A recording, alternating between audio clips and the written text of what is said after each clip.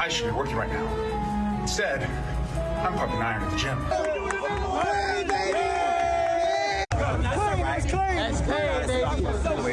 You can always tell something about somebody's maintenance when how clean their air filter is.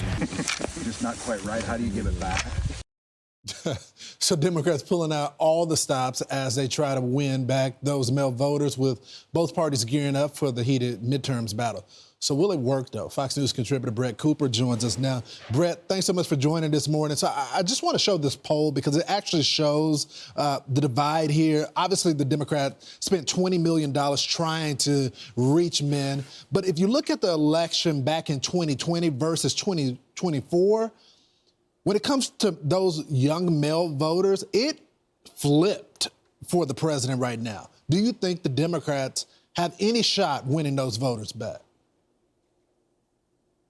You know, unfortunately, I think that there is a shot because, you know, we just saw Mamdani win in New York City, and he had a huge push on the economy. He was able to pull some of those young male voters over from Trump. And so I think it just speaks to, you know, our current culture and our current, you know, I guess, political values, where young people, we care about the economy. We care about being able to afford homes one day. And when somebody is speaking to young people, especially young men, about affordability and fixing the economy, they are going to listen. And that is what Mamdani did. And so I think that's what Republicans need to do going into the midterms. I am curious because the one thing that Republicans need to do differently is win over those young female voters. And I know that's something Erica has focused on, talking about the movement there. What do you think conservatives can do to win over young women? You know, as a young woman, I would say you need to continue working on the men. I say this as a married woman. You know, my husband, you know, when he becomes more conservative, I follow in that regard. And I do think that women, especially young women, will follow in that lead. But I do think that we have done an incredible job of pulling more women over. And I think that there isn't really a strategy change that needs to take place. I actually am more concerned with the young men right now because I am watching them kind of switch back over to the left. At AmFest, Erica got on stage and she said that I think 54% of their attendees were women. And so that obviously is positive for the conservative movement. But again, I'm wondering, you know, we're focusing on the women. We have focused on the women. So many conservative voices like my own are women now. So I want to make sure that we don't forget those men. But also, am I the right voice to speak to American men? Because, you know, American men, they want to listen to other men. So who is going to pick up that mantle from Charlie and be that voice for them?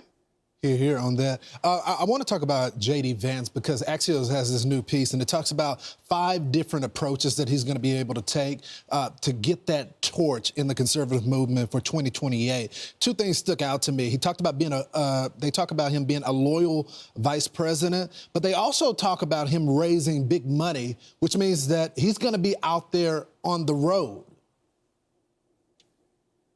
Yes, no, I think so. And you know, it's unfortunate that they are saying that it will just be about fundraising, because I don't think that that sounds great to any voters. But I did appreciate that in that Axios report, they said that he would be focusing on the midterms instead of just focusing on a presidential bid, because, you know, I think that's what a lot of us are concerned about. We need to make sure that we retain control so that President Trump can fulfill his agenda and his promise to the American people. And I think that that will win over a lot of people for JD. So if it, you know, comes the time that he is our nominee and he is running, I think that he will have laid great groundwork if we are able to, you know, retain control. So I think that that is a very good strategy, and I hope that he continues to focus on the voters and staying above the fray. Marco Rubio, who's been on the list for a while, says that if J.D. Vance runs for president, he's going to be our nominee, and I'll be one of the first people to support him.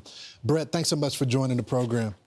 I'm Steve Doocy. I'm Brian Kilmeade. And I'm Ainsley Earhart. And click here to subscribe to the Fox News YouTube page to catch our hottest interviews and most compelling analysis.